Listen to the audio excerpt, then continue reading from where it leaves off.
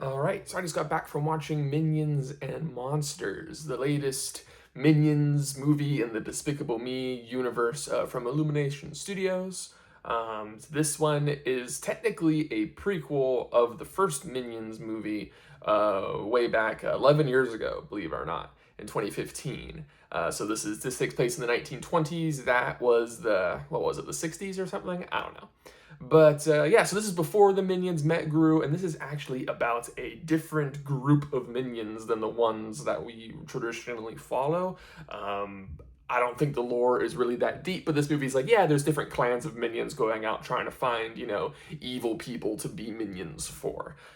So not a big fan of the first Minions. I think Minions: The Rise of Gru is a little better, but I honestly don't remember much about that movie at all. So I don't remember hating it though. I remember thinking it's better than the first Minions, but that's about it. And then I actually reviewed Despicable Me 4 on this channel, and I don't remember liking it very much. I'm pretty sure it's a pretty negative review. I think negatively of that movie now. So I wasn't really looking forward to that one, but I will say the trailers for this movie kind of tickled my funny bone a little bit. I laughed at a couple of the jokes, and as a cinephile or film buff or whatever you want to call us, and this movie is about filmmaking, especially during the glory days of Hollywood in the 20s. There's some cool stuff that they can do in this movie, and some cool meta commentary about the popularity of minions, because this movie is all about one minion who wants to make a monster movie, so he summons a small Cthulhu type demon thing that's like, hey, I got some monsters for your movie, and pandemonium ensues. So because this movie takes place in the 20s in Hollywood, there's a lot of references to that era of filmmaking. And I was actually quite impressed that they weren't just making fun of these movies, that they were actually respectful.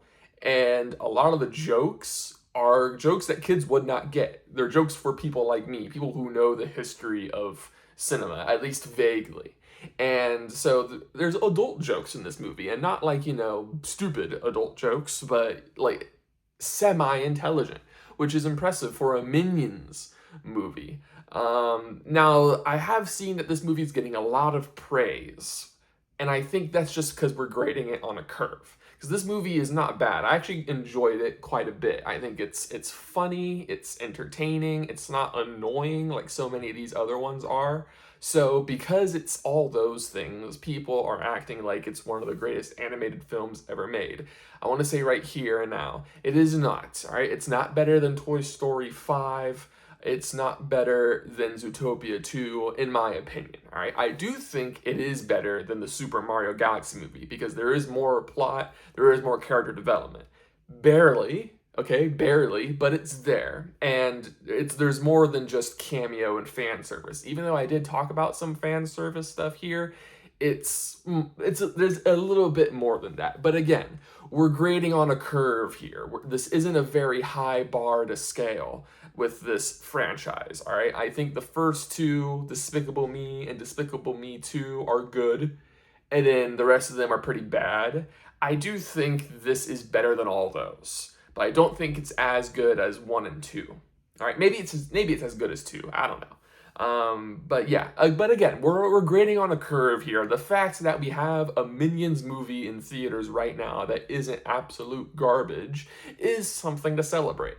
So I don't think this is a bad choice to take the family to. It's a short movie. It's only an hour and 30 minutes. Kids love the Minions, and I don't think this is a Minions movie that adults will want to gouge their eyes out while they're watching or stuff their ears.